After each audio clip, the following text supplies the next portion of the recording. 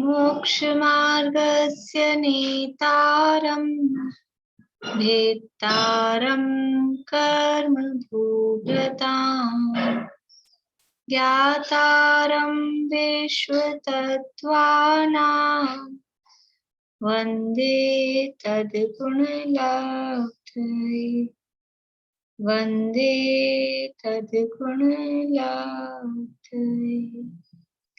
मोक्षमार्ग के नेता एवं कर्म पर्वतों के भेदक और विश्व के सब तत्वों के ज्ञायक चेतन संवेदक सद्गुण आप समान प्राप्त हो यही भावना पाकर दे विनय पूर्वक करूं वंदना बारंबार जिनेश्वर दे बारंबार जिनेश्वर दे। तत्वार सूत्र नामक महाशास्त्र है और इसके 7वें अध्याय का प्रारंभ हमने किया है और 7वें अध्याय में शुभाश्रव का वर्णन इसमें किया गया है। तो सबसे पहले व्रतों का स्वरूप बताया। व्रत किसे कहते हैं? व्रत किसे कहते हैं? बोलिए प्रेमलता जी पांडे। प्रतिज्ञा पूर्वक पापों का के त्याग करने को व्रत कहते हैं। बढ़िया। प्रतिज्ञा पूर्वक 5 पापों का जो त्याग किया गया है उसका नाम व्रत है, यानी 5 पापों से विरक्त होना और उस विरक्ति की प्रतिज्ञा भी हमारे जीवन में हो, उसका नाम व्रत है। ये व्रत कितने प्रकार के बताए गए हैं? निशी जी। व्रत 2 प्रकार के बताए गए, अणुव्रत, महाव्रत। अणुव्रत और महाव्रत। अणुव्रत किसे कहते हैं? आयुषी जी। आंशिक रूप में 5 पापों का त्याग वो अणुव्रत है और पूर्ण का त्याग वो महाव्रत है। बढ़िया। 5 पापों का आंशिक त्याग वो अणुव्रत और पूर्णतः त्याग वो महाव्रत। 5 पापों का आंशिक त्याग, इससे क्या अर्थ है? शिमला भाभी।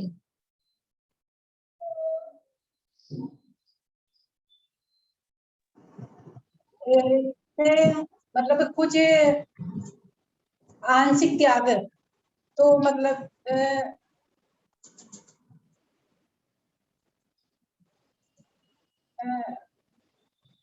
स्थावर जीवों का तो त्रस्त जीवों का त्याग और स्थावर जीवों का कुछ ऐसा है। त्रस्त जीवों का त्याग, क्या काहे का त्याग? त्रस्त जीवों का, त्रस्त जीवों को इसको एक देश त्याग भी कहते हैं। आंशिक त्याग को एक देश त्याग भी कहते हैं। और त्रस्त जीवों का तो त्रस्त जीवों का पूर्णतः त्याग और स्थावर नहीं, त्रस्त जीवों का त्याग नहीं करना है और स्थावर जीवों का त्याग। त्रस्त जीवों का त्याग नहीं करना, तो त्रस्त जीवों को अपने घर में रखना है और स्थावर जीवों को नहीं रखना है। क्या है त्रस्त जीवों का त्याग? त्रस्त जीवों का त्याग और स्थावर जीवों का त्याग, ये क्या है लैंग्वेज? त्रस्त जीवों का त्याग और स्थावर जीवों का त्याग मतलब त्रस्त को खा जाए कि घर में रखें, अलमारी में रखें, क्या करना है? किसकी बात किसकी चल रही है? लैंग्वेज भी हमारी थोड़ी सी वो सही याद नहीं होता है ना, कंफ्यूजन होता है, तो लैंग्वेज भी गड़बड़ होती है। बोलिए अनीता जी। मन वचन काय से त्रस्त जीवों की संकल्प पूर्वक हिंसा स्वयं भी नहीं करना, दूसरे से भी नहीं करवाना और करने वाले की अनुमोदना भी नहीं करना, वो तो गए अनुव्रत। और अनुव्रत हो गए। बहुत बढ़िया। यानी अनुव्रत में आंशिक त्याग, तो आंशिक त्याग का मतलब क्या है कि त्रस्त जीवों की हिंसा का, त्रस्त जीवों का त्याग, स्थावर जीवों का त्याग नहीं। इसका क्या मतलब हुआ कि हम त्रस्त जीव तो रख सकते हैं कि नहीं रख सकते हैं? क्या मतलब है? त्रस जीवों की हिंसा का 9 कोटि पूर्वक यानी मन वचन काया कृतकारिता पूर्वक संकल्प पूर्वक उनकी हिंसा का त्यागी है, त्याग करना। और स्थावर जीवों की हिंसा का ऐसे नियम पूर्वक त्यागी नहीं है, ये वो आंशिक त्याग। त्रस जीवों की हिंसा का तो पूर्णतः त्यागी है, लेकिन स्थावर जीवों की हिंसा का त्यागी नहीं है। इसका मतलब है आंशिक त्याग। ठीक है, आंशिक त्याग का अर्थ हमारे दिमाग में होना चाहिए। आंशिक त्याग का मतलब ऐसा नहीं कि इतनी तो हमारे को वैलिड है, इतने जीवों को हम मार सकते हैं, 10 जीवों की कर सकते हैं कि 15 की, ऐसा नहीं। वो किसकी पर्टिकुलर, तो त्रस जीवों की हिंसा का पूर्णतः निषेध है, उनका पूर्णतः त्याग है। स्थावर जीवों की हिंसा का त्यागी नहीं है, लेकिन बिना बात बिना प्रयोजन तो स्थावर जीवों की हिंसा भी नहीं करेगा, नहीं करता है। तो ये 2 प्रकार के व्रत कहे। तो यहाँ शंका समाधान अपने चल रहा था पूज्यपाद आचार्य के आधार पर और अकलंक देवाचार्य के आधार पर। पहले तो प्रश्न उठाया कि आप व्रतों को इसमें आश्रव के अधिकार में रख ही क्यों रहे हो, ये तो संवर के कारण होने चाहिए। कोई बताएंगे, आप लोगों में से जवाब देंगे कि व्रतों की चर्चा यहाँ आश्रव के अधिकार में क्यों की? व्रत तो संवर के कारण होने चाहिए। या सीधा सीधा प्रश्न ऐसे पूछे कि व्रत आश्रव के कारण है या संवर के कारण है? बोलिए रजनी जी। व्रत एक्चुअली आश्रव और ना संवर दोनों के कारण हो सकते हैं, क्योंकि ये अगर प्रवृत्ति रूप से अगर है ना या भावों में अगर जब आता है ये बात कि भाई मेरे को अब रात्रि भोजन का त्याग करना है, तो जब ये भाव आते हैं तो ऐसी प्रवृत्ति जब होती है तो ये संवर का कारण बनता है। पर यदि अगर हम है ना वो भाव जो बने उसके अनुरूप जब हम उद्यम करते हैं, काम करते हैं, तो वो एक्चुअली वो निवृत्ति है, पहले वाला निवृत्ति है। जब हमने ये उसके हिसाब से उद्यम करते हैं तो ये प्रवृत्ति जो हम करते हैं इससे संवर नहीं होता, इससे है ना मतलब कि शुभाश्रव का बंध होता है। बढ़िया, यानी व्रत है तो व्रत में जो प्रवृत्ति है, व्रतों में जो भी जितनी भी प्रवृत्ति जो इन्वॉल्वमेंट हो रहा है वो शुभ भाव रूप है, और वो शुभ भाव आश्रव का कारण है, शुभाश्रव है वो।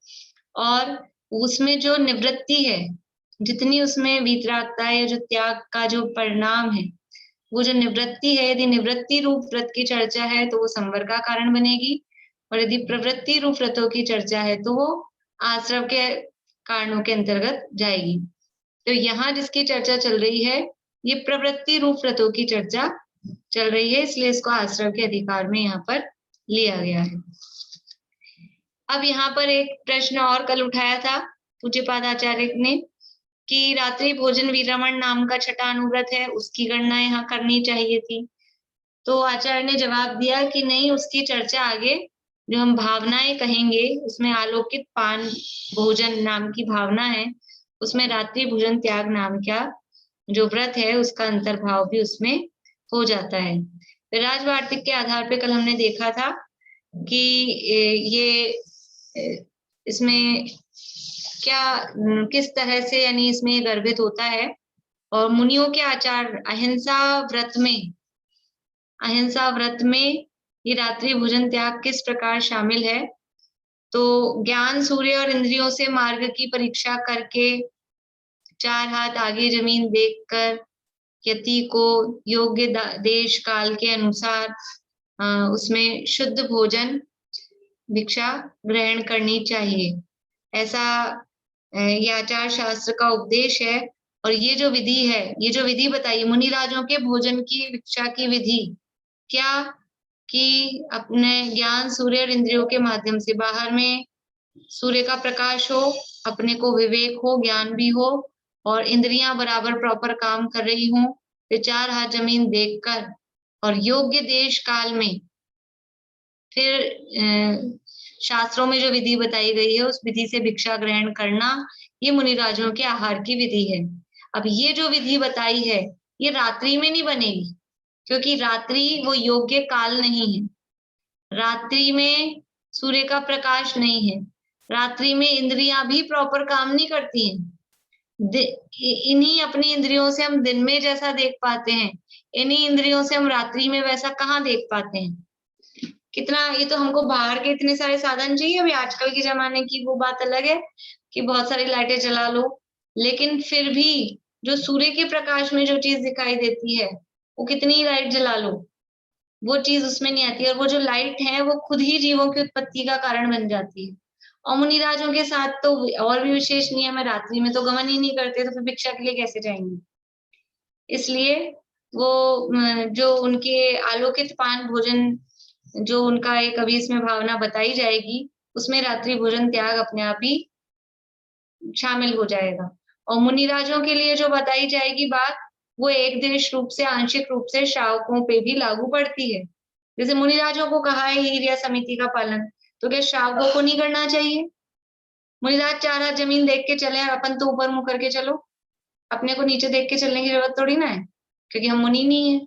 लेकिन ऐसा नहीं है, जो क्रियाएं मुनिराजों के लिए बताई गई है वो हमें भी अपनी भूमिका के अनुसार जितना हम कर सकते हैं उतना हमें भी पालन करना चाहिए। पहली बात, क्योंकि हम भी मुनि बनना चाहते हैं आगे, तो उसका अभ्यास भी अपने को हो। और अकेले मुनि बनने की बात नहीं, वो हाँ, ये जो काम किया जा रहा है वो जीवों की रक्षा के लिए, अहिंसा के पालन के लिए। तो हम भी तो जीवों की रक्षा करना चाहते हैं, अहिंसा का पालन करना चाहते हैं। इसलिए हमें भी जितना हमसे बन सके उस हिसाब से अपनी भूमिका के अनुसार इन जो मुनिराजों की भी जो चर्या है उसको अपने हिसाब से हमको पालन करना चाहिए। अब देखिए आगे हम शुरू करते हैं व्रतों की भावनाएं। भावनाएं क्या है? भावना किसे कहते हैं? देखो अभी अपन भावना पढ़ के आए हैं थोड़े दिन पहले, भावना की चर्चा करके आए हैं। बोलिए रेणु जी। बार बार चिंतन करना किसी भी विषय के ऊपर। हाँ, बार बार में चिंतन करना वो भावना कहलाता है। अभी यहाँ ये जो भावना है, ये भावना थोड़ा सा चिंतन बार बार में करना वो है, लेकिन इस भावना का अर्थ थोड़ा सा और डिफरेंट है। बोलिए विनीता जी।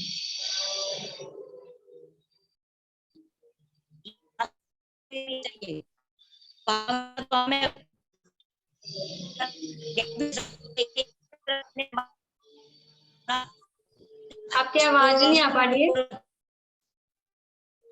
आवाज नहीं आ पा रही है। देखिए भावना का अर्थ यद्यपि बार बार चिंतन करना होता है, उसी टाइप का ही अर्थ है, लेकिन फिर भी एक जो हमारी इच्छा, एक तो इच्छा होती है, लेकिन इच्छा है वो तो पाप के अंतर्गत जाती है। इच्छाएं करना वो लोक कषाय के अंतर्गत जाता है। और एक ऐसी इच्छा जो विशुद्ध होती है, विशुद्ध प्रकार की, जिसे हम भावना, जैसे कि मेरी भावना है, मेरी भावना वो है ना, कभी किसी को नहीं सताऊं, झूठ कभी नहीं कहा करूं, परधन वनिता पर न लुभाऊं। ये क्या चल रही है? ये हमारी भावना, मतलब हम ऐसा चाहते हैं। तो उसमें कोई लौकिक कामनाएं या कोई लोक कषाय वाली भावना नहीं है। वो मेरी भावना में जो भी बातें लाखों वर्षों तक जीऊं या मृत्यु आज ही आ जावे, और जो भी जितनी भी पूरी बातें हैं उसमें याद होगी लगभग सबको मेरी भावना, जिसने राग द्वेष काम आदि जीते। तो उसमें जो भी वर्णन आगे चल रहा है वो क्या है? मेरी भावना। मेरी भावना का मतलब जिसने लिखी है जुगल किशोर जी, युगल मुख्तार, उनकी, कि मेरी अपनी अपनी, हम सब ये चाहते हैं। वो जो हम चाहना वर्ड दुनिया में बोलते हैं वो इच्छा के अर्थ में होता है, वो तो कषाय रूप इच्छाएं हैं। लेकिन यहाँ भावना मतलब कि हम कुछ ऐसा विशुद्ध परिणाम है हमारा। मेरी भावना है मैं एक बार तो जीवन में समय शिखर जी के दर्शन करूं, मेरी भावना है मैं तो एक बार जीवन में श्रवण बेलगोला तो जाऊं। मतलब ऐसी ये क्या होती है? ये भावना रूप कोई अच्छा काम करने की जो अपने को भावना होती है।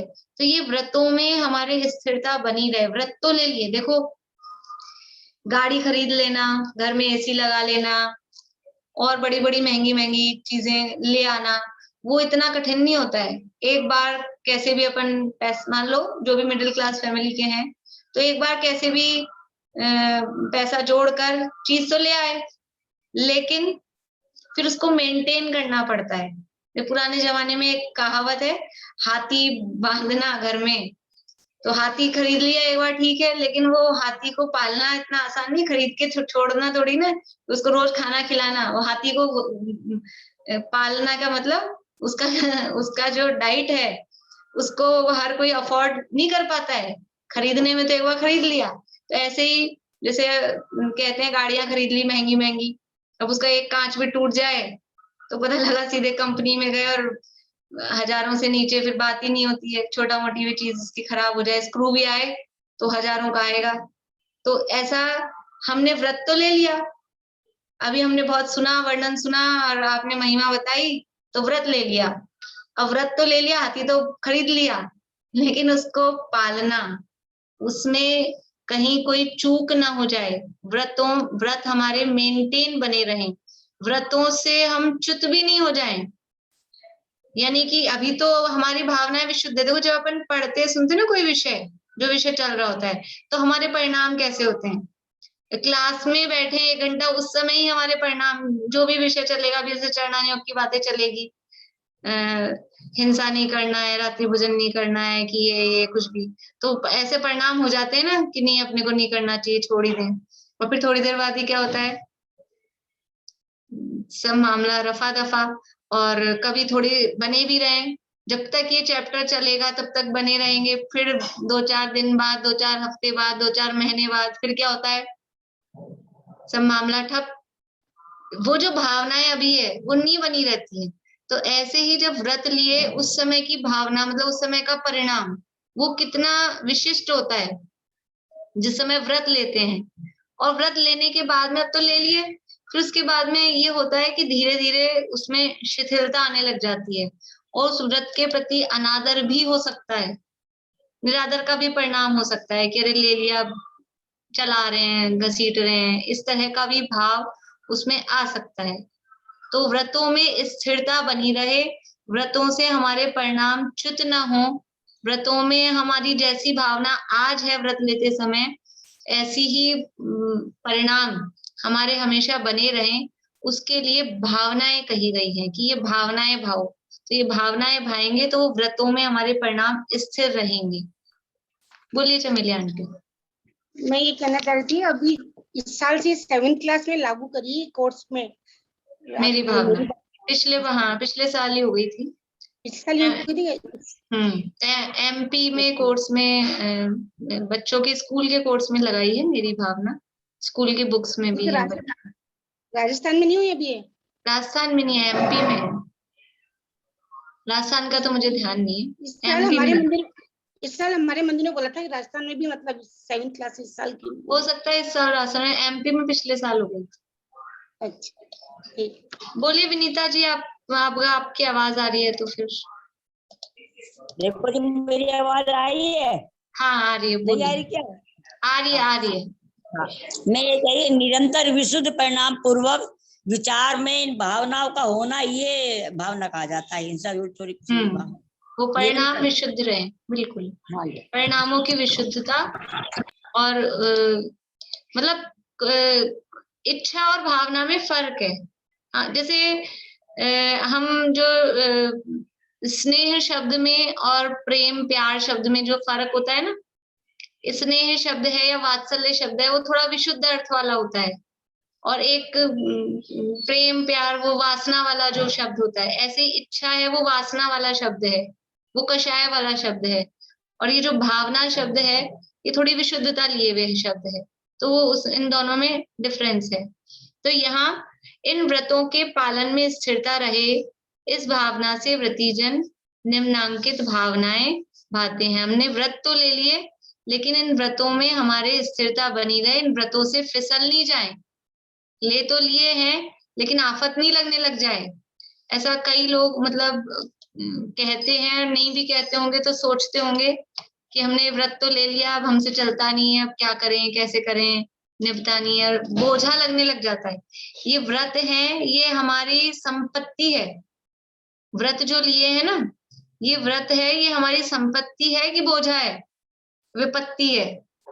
संपत्ति है कि विपत्ति है? तो ये संपत्ति है, और इस संपत्ति विपत्ति नहीं लगने लग जाए अपने को, इसलिए उसके लिए ये भावनाएं भाई जाती है। देखो, यानी आदमी व्यक्ति कभी भी विचलित हो सकता है। अभी बात जिनकी चल रही है ना, ये जो व्रत जो ले रहे हैं, कौन लेंगे व्रत? अणुव्रत लेंगे या महाव्रत लेंगे? कौन होंगे गुण स्थानों से बताइए। अणुव्रत लेने वाले कौन होंगे और महाव्रत लेने वाले कौन होंगे? गुण स्थानों में जवाब देना है। बोलिए सुधा जी। चौथे गुण स्थान वाले तो गृहस्थ होंगे हम्म। और 5वें और 6ठे वाले मुनिराज होंगे। 5वें और 6ठे गुण स्थान वाले। बहुत बढ़िया, अच्छा हुआ मैंने पूछ लिया, आपको समझ में आ गया। बोलिए स्नेहलता जी, इन्होंने सही बोला। चौथे गुण स्थान में तो अणुव्रत लेंगे। ये तो इन्होंने बोला है। हाँ।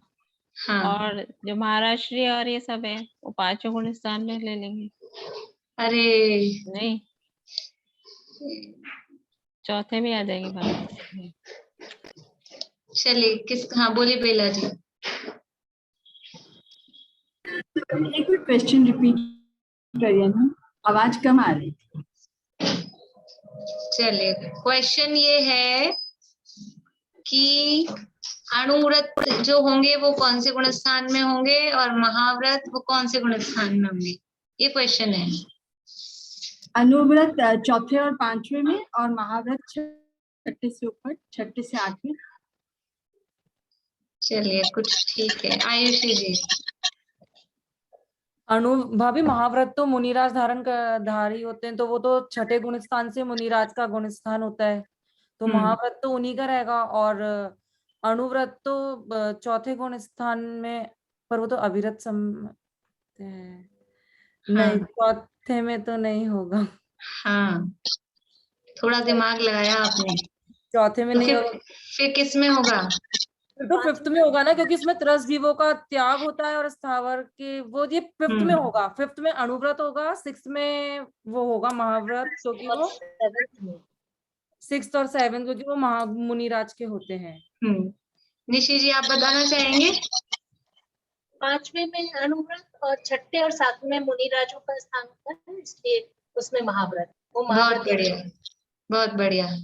हाँ भाई, जिन्होंने पहले बताए थे ना ये 2-3 लोग, 4थे गुण स्थान में व्रत नहीं है, उसका नाम ही अविरत है। ध्यान देना आप लोग। और पढ़ाते समय भी हमने बताया था कि अणुव्रती या देशव्रती श्रावक या प्रतिमाधारी वो सब 5वें गुण स्थान वाले हैं। प्रतिमाधारी कहो, व्रती कहो, अणुव्रती कहो, देशव्रती श्रावक कहो, वो सब 5म गुण स्थान वाले होते हैं। 4थे गुण स्थान में कोई भी, हाँ गृहस्थ के पूछे तो 4था गुण स्थान गृहस्थ है, सम्यक दृष्टि है।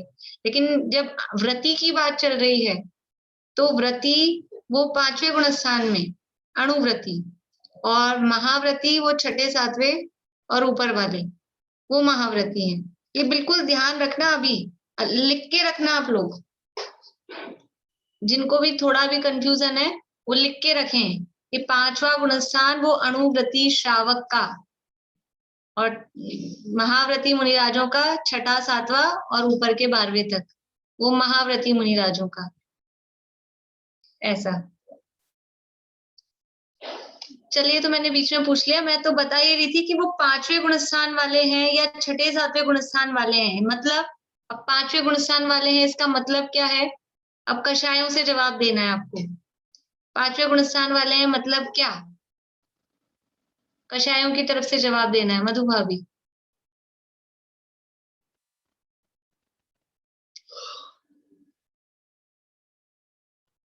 अनुज बोलिए। मैम 2 कषाय चौकड़ी का अभाव हो गया। बहुत बढ़िया। 5वें गुण स्थान वाले हैं मतलब 2 कषाय चौकड़ी का अभाव हो गया, यानी इधर तो अभाव बोल रहे हैं। और वीतरागता कितनी है? 2 कषाय चौकड़ी के अभाव पूर्वक वीतरागता है, 2 का अभाव हुआ ना। इतनी वीतरागता होने के बाद भी उनको हमारे अपने व्रतों में स्थिरता रखने के लिए भावनाएं भानी पड़ती है या भाते हैं, या उनके लिए भावनाएं कही गई है। मतलब वो भी फिसल सकते हैं, फिसल जाते हैं, च्युत हो सकते हैं। हमको लगता है हमने तो ले ली बस छुट्टी, हमको एक बार कोई चीज आ गई, पढ़ लिया, सीख लिया, अब क्या जरूरत है, तो अपने को आ गया। छेड़ाला तो हमने पढ़ लिया, अब क्या पढ़ा रहे हो? छेड़ाला वो तो हमने पढ़ ली, कुछ नया पढ़ाओगे तो हम पढ़ेंगे। अरे कब फिसल जाते हैं, कब च्युत हो जाते हैं, उसके लिए ये हमको बराबर, ये निरंतर, बारे भावना ये आ गई, ये आ गई, ये याद हो गई, निरंतर उसको भाना पड़ता है, उसको भावना भानी पड़ती है। तो जब वो पंचम गुण स्थान वर्ती या छठे सातवें गुण स्थान वर्ती मुनिराज वो च्युत हो सकते हैं, उनको भी भावनाओं की जरूरत है, तो फिर हम किस खेत की मूली हैं। इसलिए हमें भी निरंतर जो भी व्रत नियम या जो भी अध्ययन या जो भी भाव हमारे हैं उनको, इसलिए कहते हैं संगत में रहना चाहिए। ये लोग जो होते हैं मोटिवेशनल स्पीकर वगैरह या MLM वाले जो होते हैं, सेमिनार वगैरह लेते हैं, जो भी कंपनियां चलती है ना, वैसे बोलते हैं, वो अपने सेमिनार करते रहते हैं थोड़े थोड़े दिन में, और फिर कहते हैं लोगों को मीटिंग्स करते रहो। क्यों? क्योंकि जैसे ही ये संगत छूटी तो इनके परिणाम बदल जाएंगे और फिर ये काम छोड़ देंगे, इसलिए इनको लगे रहो। तो वो वहां पे भी लगे रहो कहते हैं, यहाँ भी यही हाल है। मतलब आप देखो, जैसे आप लोग देखते होंगे सीरियल वगैरह, कुछ देखते होंगे टीवी सीरियल, बहाना करें कोई बात नहीं, पहले देखते होंगे, अभी नहीं देखते तो कोई बात नहीं, पहले कभी देखते होंगे। तो वो सीरियल में क्या होता है, जब तक अपन रोज देखते रहो ना, रोज देखते रहो तो फिर देखने की वो रहती है।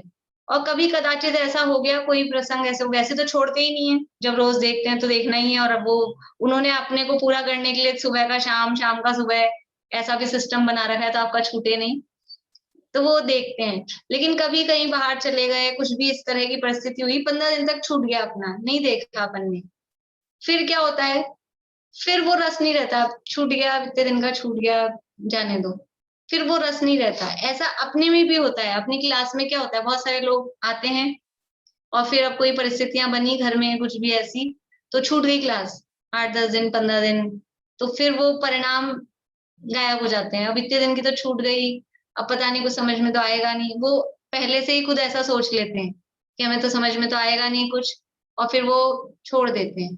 तो ये ऐसे व्रतों में भी ऐसा होता है, वो व्रत लिए हैं तो धीरे धीरे परिणाम ऐसे शिथिल होने लग जाते हैं। तो उन व्रतों की स्थिरता के लिए भावनाएं भाना आवश्यक होता है। और वो व्रती जो हैं, मुनिराज भी और श्रावक भी, ये भावनाएं भाते हैं।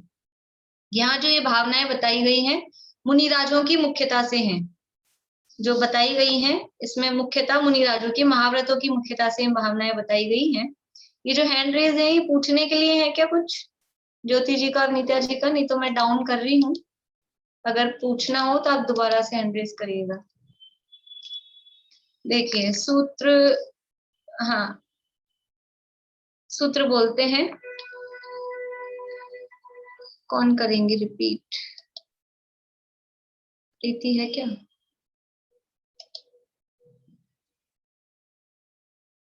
चलिए रेणु जी आप करिएगा रिपीट। ततस्थेयार्थम भावनाः पंच पंच, भावनाः पंच पंच, ततस्थेयार्थम भावनाः पंच पंच, ततस्थेयार्थम भावनाः पंच पंच। बढ़िया। तत यानी उनकी, तत् किनकी बात, किसकी चल रही थी? व्रतों की। इंसानतिस्तेया ब्रह्म परिग्रहेभ्यो व्रतीर्व्रतम देश सर्वतो अणुमेति, व्रतों की बात है। और तत् स्थेयार्थम यानी उनकी स्थेयार्थम, स्थिरता के लिए, स्थिरता अर्थम, स्थिरता के लिए। तत् स्थिर अर्थम उनकी स्थिरता के लिए, भावना भावनाएं बताई गई हैं, कितनी? पंच पंच, 5 भावनाएं कही गई हैं। वो जितने व्रत हैं, कितने हैं व्रत? 5 व्रत हैं, तो 5 व्रतों के लिए में हर व्रत की 5 भावना, तो टोटल कितनी हो जाएगी? 25 एक व्रत की 5, तो 5 व्रतों की 25। देखिए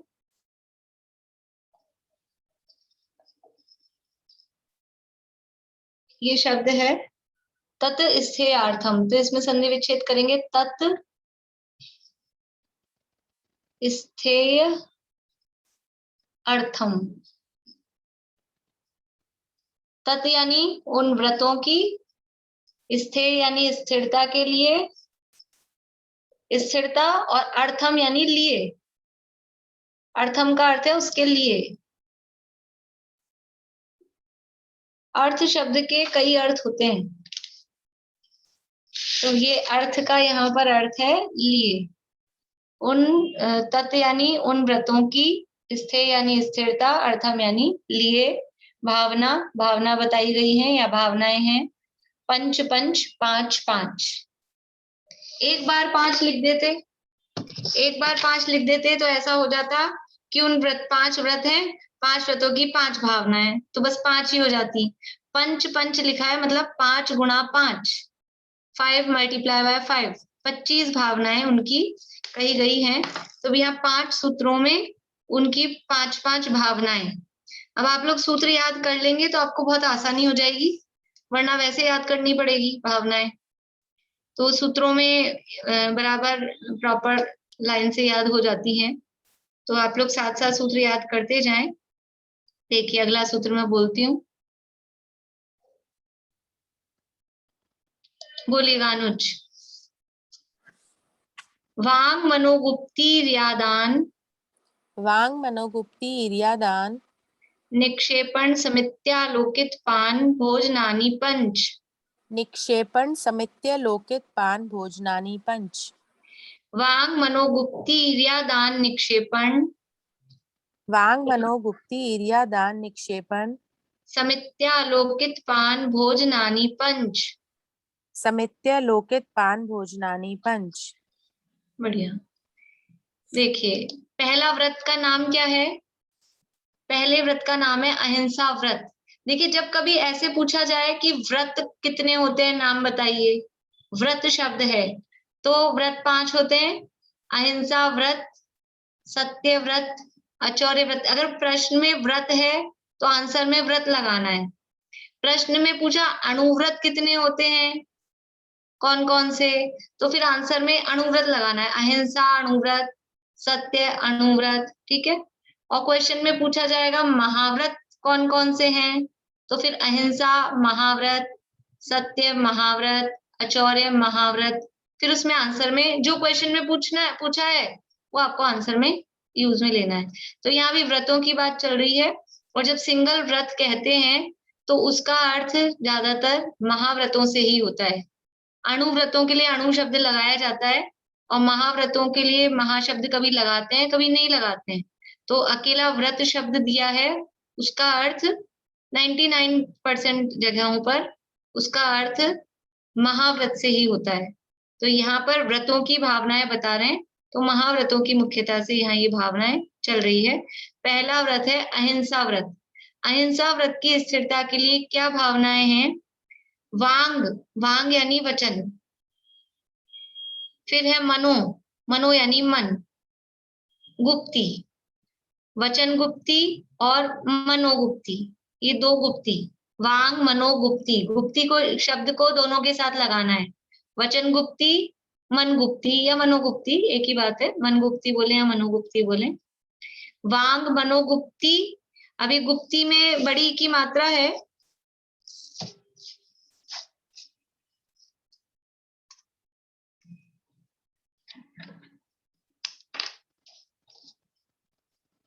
ये गुप्तीर्या दान ऐसा शब्द है, तो ये है गुप्ती, और फिर है ईर्या, और फिर है आदान, निक्षेपण आगे और लिखा है।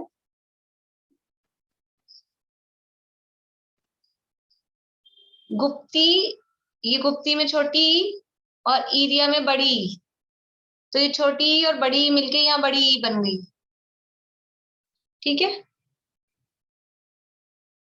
हम लोग मोक्षण प्रकाशक में पढ़ रहे हैं, तो कल ही वो प्रकरण चल रहा था, थोड़ा बहुत व्याकरण का ज्ञान भी होना चाहिए, इससे क्या होता है शास्त्रों का अर्थ समझने में आसानी रहती है। तो इतना तो बेसिक 10th तक पढ़ते हैं, लेकिन अब सब बड़ी बड़ी एज के हो गए हैं, अगर तो बहुत बहुत साल हो गए पढ़ाई छूटे हुए, लेकिन थोड़ा बहुत ध्यान हो तो इस तरह से संधि होती है। तो ये छोटी ई और बड़ी ई तो मिलके बड़ी बन गई है, तो ये गुप्ती ईर्या, और ईर्या में आ की मात्रा है यहाँ, और आदान में भी आ की मात्रा है, तो आ प्लस आ भी आ होता है, अ प्लस अ इज इक्वल्स टू आ बनता है, और अ प्लस आ वो भी आ बनता है, और आ प्लस आ वो भी आ बनता है। तो यहाँ पर ये भी आ है, ये भी आ है, तो यहाँ पे भी आ बना। ठीक है, तो गुप्ती ईर्या आदान, तीन शब्द हैं, गुप्तीर्यादान, गुप्तीर्यादान, गुप्ती ईर्या आदान निक्षेपण। समझ में आ गया? गुप्ती ईर्या आदान निक्षेपण, समित्यालोकित, इसको साफ कर दूं?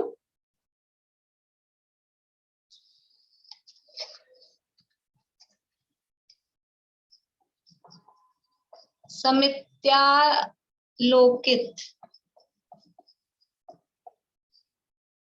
तो इसमें शब्द है समिति, और आलोकित पान, आगे शब्द है पान, आलोकित पान। तो ये इसकी छोटी ई, ये ई की मात्रा है ना छोटी ई, और ये आ, इन दोनों की संधि होके बन जाता है आधा तय और या।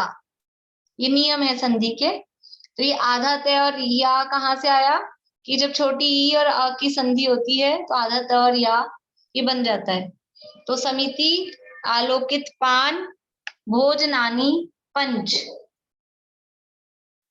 वांग मनोगुप्ती ईर्यादान निक्षेपण, समित्यालोकित पान, भोजनानी पंच।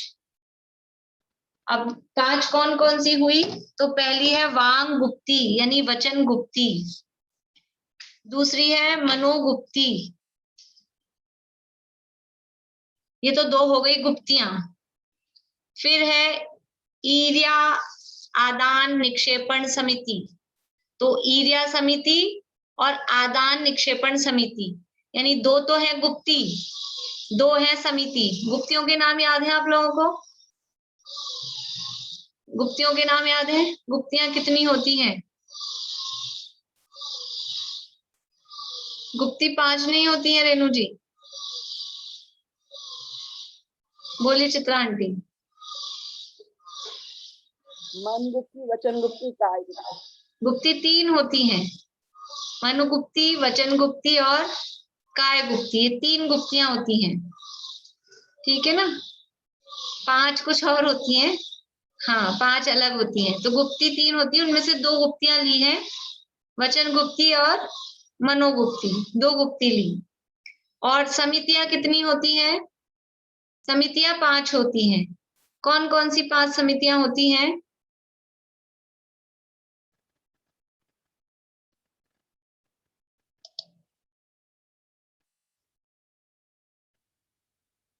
सुलोचना जी, 5 समितियां कौन कौन सी होती हैं?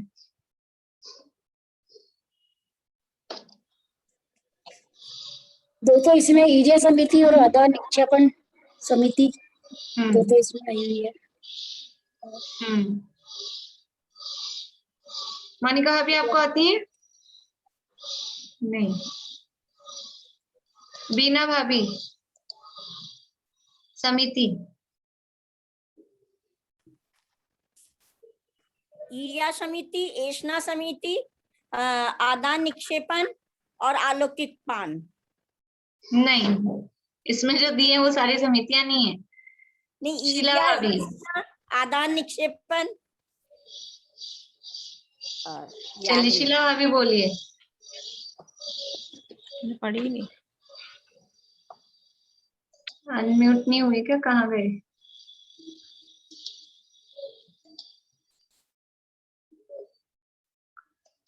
हाँ शीला भाभी बोलिए। 5 समितियां। भाषा समिति, एरिया, एषणा और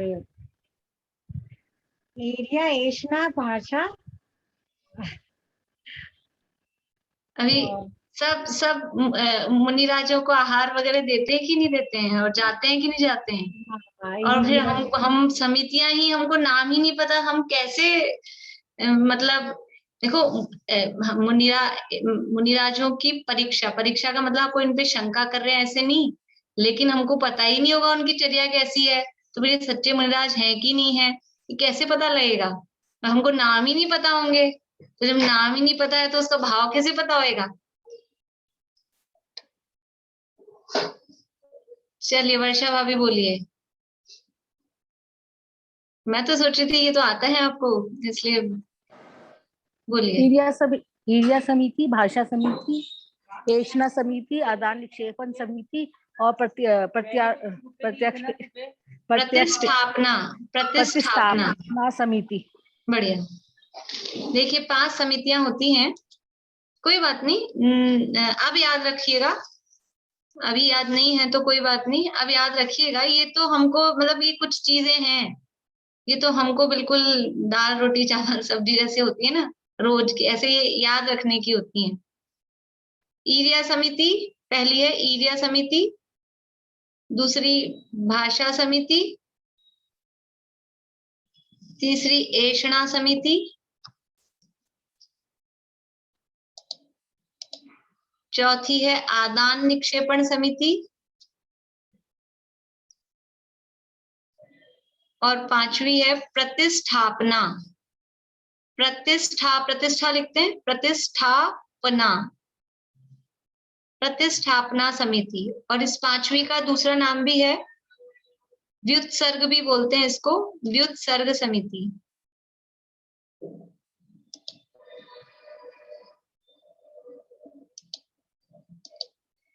देखिए आप लोग ऐसा मत समझिएगा कि हमारी वीडियो चालू रहती है तो हमसे पूछ लिया और हमको नहीं आया। यहाँ मतलब ऐसा फील करने वाली बात नहीं, मैं केवल इसीलिए पूछती हूँ कि नहीं पता, अगर नहीं पता है तो हम उसको बताएं, नहीं तो ऐसा लगता है भी पता है। जिन लोगों की वीडियो बंद है उनका तो पता ही नहीं चलता उनको पता था कि नहीं पता था, वो खुद पूछते भी नहीं है। लेकिन आप वीडियो चालू रखते हैं तो बहुत अच्छी बात है, ताकि कभी कभी तो मुझे आपके चेहरे से ही समझ में आ जाता है कि आपको समझ में आ रहा है कि नहीं आ रहा है, और नहीं तो कम से कम हमारा अज्ञान तो दूर हो ना, हमें पता ही नहीं हो, मैं आगे बढ़ जाऊं। अब 1-2 लोग हैं उनको तो मुझे पता है, बिल्कुल नए हैं इनको नहीं पता होगा, लेकिन जो पुराने हैं उन लोगों का पता नहीं चलता है, इनको पता है, याद है, नहीं है, ऐसा हो जाता है। फिर से बोल रही हूँ, ईर्या समिति, भाषा समिति, एषणा समिति, आदान निक्षेपण समिति और प्रतिष्ठापना समिति या व्युत्सर्ग समिति। जो सरल लगे वो शब्द बोल सकते हैं, प्रतिष्ठापना या व्युत्सर्ग। तो ईर्या समिति का क्या अर्थ है, अभी 5 का अर्थ करने का तो अपने पास ज्यादा समय नहीं रहेगा, लेकिन ये 5 समितियां, भाव शायद पता होगा सबको, शॉर्ट में बता देती हूँ। 4 हाथ जमीन देखकर मुनराज गमन करते हैं, नीचे जीव जंतु देखकर चलते हैं, वो ईर्या समिति।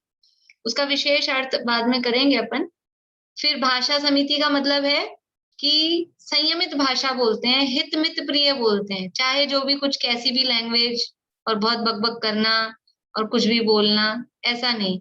हितकारी बोलते हैं, मित यानी कम बोलते हैं, और प्रिय बोलते हैं, सत्य बोलते हैं, सत्य महाव्रत के धारी हैं, लेकिन वो सत्य कैसा होगा, ऐसा नहीं कड़वा सच, दूसरे को हार्ट फेल हो जाए सुनते ही, ऐसा सत्य नहीं बोलते, प्रिय सत्य बोलते हैं, हितकारी बोलते हैं, और अल्प कम से कम बोलते हैं, कम से कम बोल के काम चल जाए, ज्यादा बोलना नहीं चाहिए, ज्यादा बोलने वाला की मतलब दुनिया में भी उसकी इमेज अच्छी नहीं होती, कम बोलना चाहिए। तो हित मित प्रिय वचन बोलना वो भाषा समिति कहलाता है। फिर तीसरा क्या है, एषणा समिति। एषणा समिति का अर्थ होता है 46 दोष और 32 अंतराय टाल कर आहार ग्रहण करना। छेड़ाला आप लोगों ने पढ़ी है, उसमें भी चर्चा आई थी पूरी। 46 दोष बिना सुकुल श्रावक तने घर अशन को, ले तप बढ़ावन हेतु नहीं तन पोषते तजी रसन को। पूरी समितियों की चर्चा शुरू में ही 6ठी डाल में। षटकाय जीवन हनन ते सब विधि दरव हिंसा टरी, राग आदि भाव निवारते हिंसा न भावित अवतरी। तो एषणा समिति क्या है कि 46 दोष और 32 अंतराय टाल कर आहार ग्रहण करना, वो एषणा समिति है। आदान निक्षेपण समिति की जो भी उपकरण है उनके, पिछी कमंडल शास्त्र, इनको उठाना और रखना, ये 2 काम वो करते हैं, तो उनको देख शोध कर उठाएं और रखें। निर्जन मतलब जहां भी रख रहे हैं तो वहां जीव जंतु रहित स्थान हो, देख शोध कर उनको उठाएं और रखें। किस किस को, पिछी कमंडल और शास्त्र, ये 3 ही चीजें हैं। इसके अलावा कुछ वो ग्रहण करते नहीं है। फिर पांचवी है आदान नहीं प्रतिष्ठापना या व्युत्सर्ग समिति। तो शरीर का मल मूत्र कफ आदि यदि कुछ होता है तो उनको विसर्जित करते हैं, उनको क्षेपण करते हैं। तो कहाँ करें? निर्जंतु भूमि पर, निर्जंतु भूमि पर, निर्जंतु स्थान पर, जीव जंतु रहित स्थान पर शरीर का मल मूत्र कफ आदि उनको क्षेपण करना, विसर्जित करना, वो प्रतिष्ठापना समिति या व्युत्सर्ग समिति कहलाती है। तो ये मुनिराजों के मूल गुणों में है। 5 समितियां हैं। गुप्ती यद्यपि 28 मूल गुणों में नहीं है, लेकिन गुप्ती का पालन भी मुनिराज करते हैं। तो 3 गुप्ती में से 2 गुप्ती ली, 5 समिति में से 2 समितियां ली। उसके बाद में है आलोकित पान भोजन।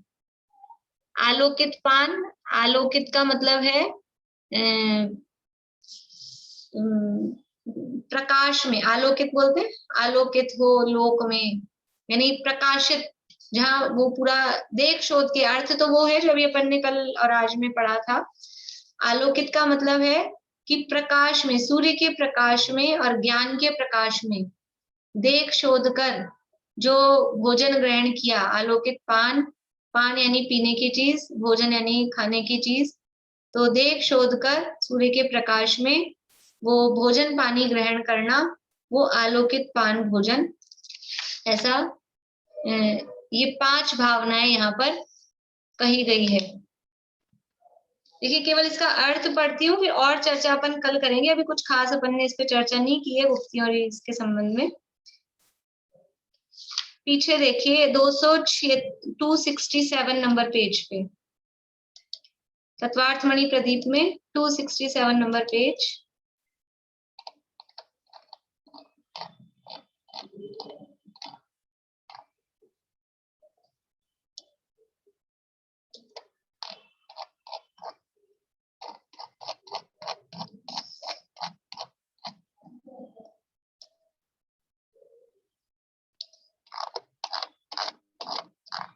देखिए वचन गुप्ती, मनोगुप्ती, ईर्या समिति और आदान निक्षेपण समिति का स्वरूप नहीं, अर्थ ये नहीं है।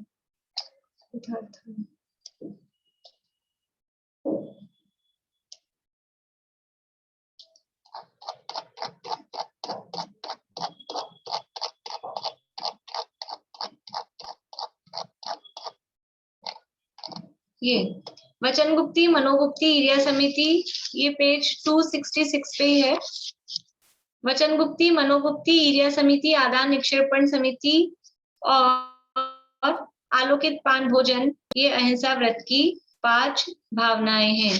अब इनका और विशेष क्या अर्थ है वो चर्चा अपन कल करेंगे। अभी तो समय अपना हो गया है, फिर बहुत ज्यादा हो जाएगा। प्रश्न हो किसी को तो आप लोग पूछ लीजिए।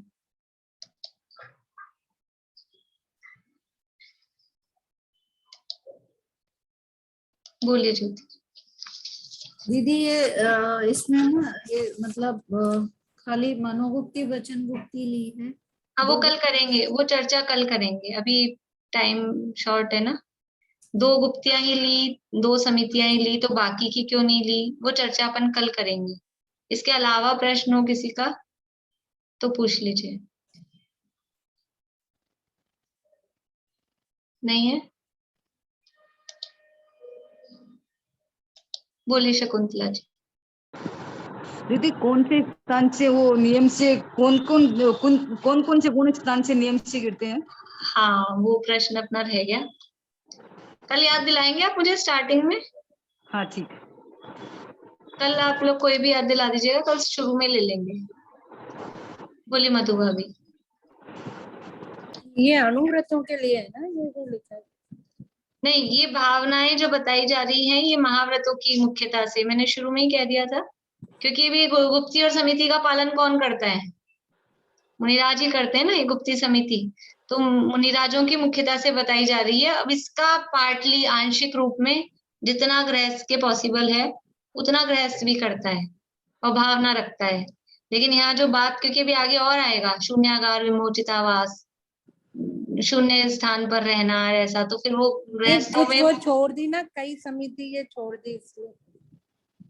नहीं, ऐसा नहीं है, वो अपन चर्चा करेंगे, छोड़ा कुछ भी नहीं है, वो सब है उसी में, लेकिन वो गर्वित हो गई है सब एक दूसरे में, ऐसा है।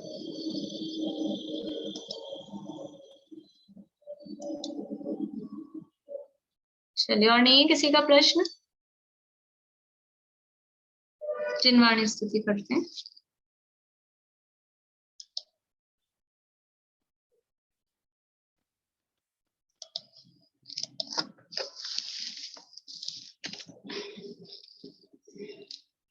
निज पद विहारी धर्मधारी धर्ममय धर्मात्मा, निज आत्मा को साध पाया परम पद परमात्मा। हे ज्ञान त्यागी नमी तेरी शरण में मम आत्मा, तूने बताया जगत को सब आत्मा परमात्मा।